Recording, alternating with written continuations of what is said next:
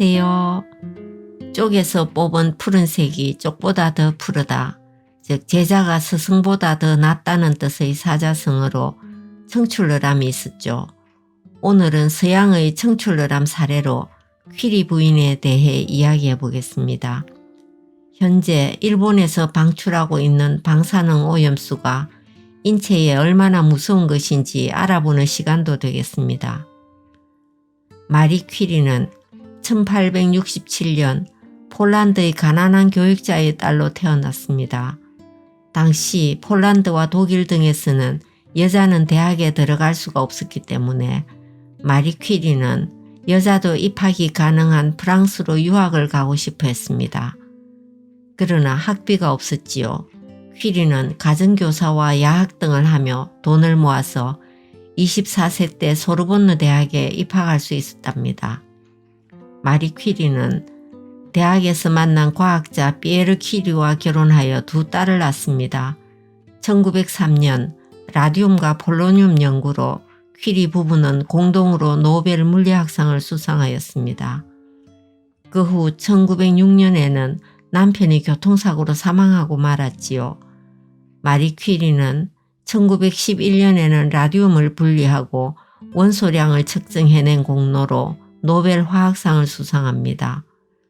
퀴리 부부는 방사성 물질을 연구했지만 당시에는 방사능의 위험성이 잘 알려지지 않았기 때문에 보호장구를 제대로 착용하지 않았죠. 이로 인해 엄청난 방사능에 노출되어 그들의 손은 불에 댄 것처럼 쭈글쭈글해지면서 손에 지문까지 모두 닳아 없어져 버렸을 정도였다고 합니다. 방사능을 연구한 과학자 하면 대부분 퀴리 부인을 먼저 떠올릴 것 같습니다. 그러나 마리 퀴리보다 앞서서 방사능에 관해 연구한 과학자는 마리 퀴리가 박사학위를 받을 당시 지도교수였던 앙리 베크렐이며 방사선을 최초로 발견한 것도 베크렐이었다고 합니다. 베크렐은 방사선의 발견 및 관련 연구로 퀴리 부부와 함께 1903년 노벨 물리학상을 3명이 공동으로 수상하였지요. 퀴리 부부는 앙리 베크렐의 이론을 더욱 발전시켰습니다. 청출어람의 사례라고 할 수 있겠지요. 이들의 연구로 우라늄 이외에도 특정 물질이 빛과 에너지를 방출하면서 변환되는 현상을 방사능으로 지칭하게 되었습니다. 방사선이라는 명칭도 퀴리 부부에 의해 만들어졌다고 합니다. 이후 마리 퀴리는 건강이 급격히 나빠져 모든 연구 활동을 중단하고 요양보호소에 입소하게 되었습니다. 그러나 이미 과도한 방사선에 피폭되어 골수암, 백혈병, 재생불량성 빈혈이 겹쳐 몸이 이미 쇠약해질 대로 쇠약해져 더 이상 손을 쓸 수 없는 상태였고 67세의 나이로 고인이 되어 파리 외곽에 있는 남편 묘 옆에 묻혔답니다.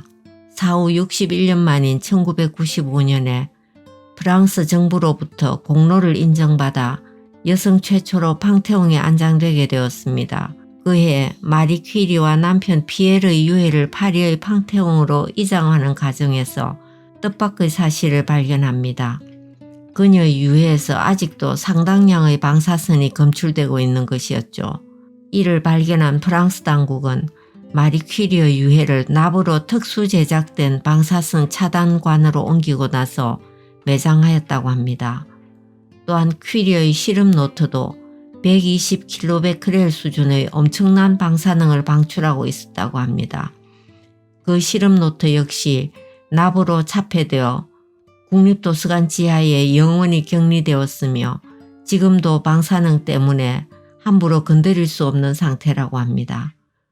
방사능에 대한 경각심이 생기기 전에 방사능이 얼마나 위험한지 잘 모르던 시기에 연구를 했기 때문에 본인은 물론이고 자신이 쓰던 물건까지 피폭되고 만 것이겠지요.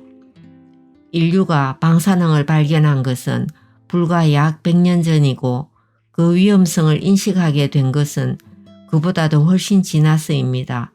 미국이 방사선 관리법을 도입한 것은 1968년입니다. 방사능이 대를 이어서 다음 세대에 영향을 끼칠 수 있다는 동물 실험 결과들이 많습니다.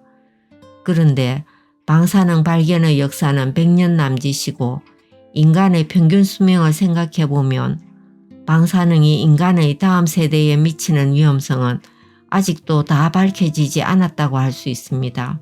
우리가 방사능을 이야기할 때 자주 사용하는 단위는 베크렐과 시버트입니다.